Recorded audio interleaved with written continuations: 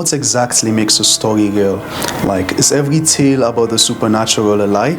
Like, do spirits and demons exist? Or are they just a figment of our imagination? Are they just stories we pass down from tradition to tradition? Is witchcraft real? If it is everything about witchcraft evil? Now, these are questions that plague us all. I'm sure at some point, each of us, we've asked these questions of ourselves and people around us. But one thing I do know is that if a story persists for so long, passing down from generation to generation, in place to place, there has to be an element of truth in it. Other cultures in other countries have tales of spirits and supernatural entities. So it is in my firm opinion that we Sierra Leoneans, we have a right to explore our beliefs as well. So this is one of the main reasons why I wrote this book. A sort of an exploration of our beliefs, telling it like it is. The book is called Devils of Serra Lyoa. It's called Devils of Serra Lyoa because I am trying to portray our hidden culture, our hidden ills, the hidden things that affect Sierra Leone, but at the same time I'm trying to promote our culture to the world, because there's a lot more to Sierra Leone than people can see or know about. So I feel like giving it the name Devils of Serra Lyoa because at some angle a devil is something not really accepted by everyone, but at the same angle a devil is mysterious. So by Devils of Serra Lyoa, I'm trying to tell people about the mysterious things or creatures in Sierra Leone.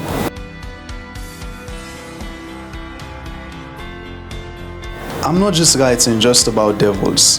What I'm trying to write about, the stories I try to tell, try to throw light on a culture that has been watered down. Because ever since coming up in Sierra Leone, I haven't learned much about culture. Most people in Sierra Leone haven't learned much about the culture. Most of what we learn are what we're taught in school or what we hear. And what exactly we're being taught in school is the European history, the white man's history. So what I'm trying to get here is to try to teach Sierra Leonean history, Sierra Leonean culture, Sierra Leonean way of life. I want to control my own narrative. Not just my own narrative, Sierra Leone's narrative. The way we tell our stories needs to be heard, needs to be felt, not just by us, but by everyone else across the world. Because as a nation, we cannot just have to rely on looking at other movies from other countries or reading stories from other countries. We have to, at some point in time, lean back, fall back, and read Sierra Leonean stories, watch Sierra Leonean movies, listen to Sierra Leonean music. So all I'm trying to do is promote Sierra Leone to the world.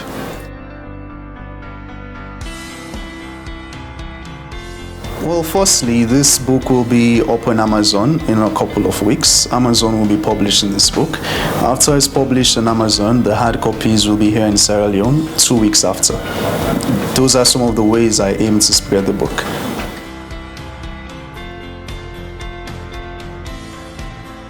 Well, my next plan is, once people start reading the book, first off, I wrote this book to be enjoyed by people of all ages. So whether you're in primary school or whether you're a retired pensioner at home, this book should be enjoyed by all people of all ages, not just from Sierra Leone. So my plan is, once people start reading the book, they will see how essential it is that I've portrayed Sierra Leonean stories and characters in such an imaginative way. So a long-term plan will be getting this book in the education system, because when I was in school, all we read about was Nigerian authors, European authors. We never really had time to read more Sierra Leonean authors. So with this book, I'm hoping it gets in the education system, or even if it doesn't, I'm hoping it inspires a young Sierra Leonean writer out there coming up to give it a try, to give writing a try, because how we tell our stories is important. My thoughts while writing the book was, I wasn't trying to limit it to just one dimension. I wanted this book to be felt by anyone. So anyone, say anywhere else in the world, can pick this book and can sort of feel themselves, can sort of feel something from the stories. It has a lot of African attachments, but it also has a lot of human values, human morals, and human lessons in it. Like, for example, in the story called Tamba and the Vanishing Spirit, or Tamba and the Kofo, it tells us an important story. Even though Tamba is a thief, and at the end of the book, he loses everything. What is that telling us? It's telling us you have to be honest in life, you have to walk the straight and narrow in life, or else you will lose it all. So that, for example, that isn't just African. That is a value that has to be learned. Why I did that is because the primary goal is Africa. The primary goal is Sierra Leone. So I want a Sierra Leonean reader reading the book to relate to names like Tamba. I don't want a Sierra Leonean reader reading the book to relate to names like Stephanie. They have to relate to Kadiatu. You know, they have to relate to the roots. The roots have to be portrayed.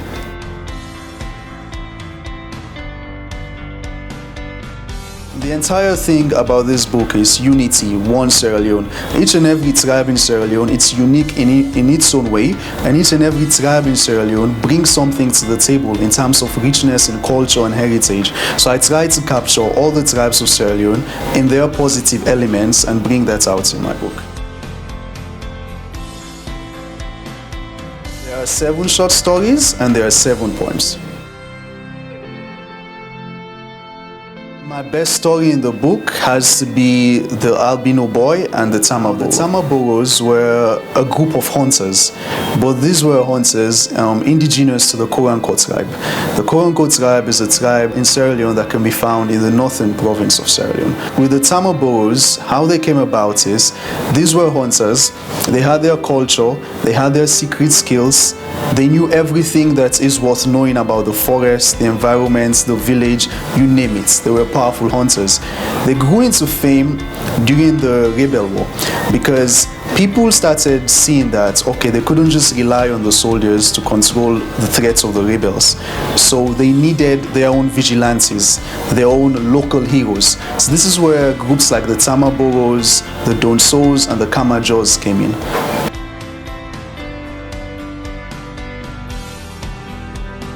Because I chose the name Serra Lyoa to show how we don't control our narrative. Our narrative, our stories have been told for us. Serra Lyoa was given to us by a Portuguese man. The word Serra Lyoa is Portuguese. So that's why I chose it, to show that how important, how one thing or one name can affect a whole nation as a whole. We have to control the narrative.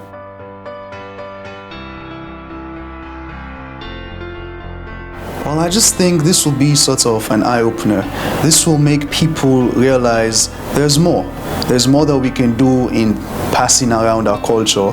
There's more that we can do in the way how we think or the way how we talk. There's more we can do in being true to ourselves. We don't have to embrace other people's cultures all the time. At times we have to learn to embrace our own culture because, believe it or not, the Sierra Leonean culture is rich and it is interesting.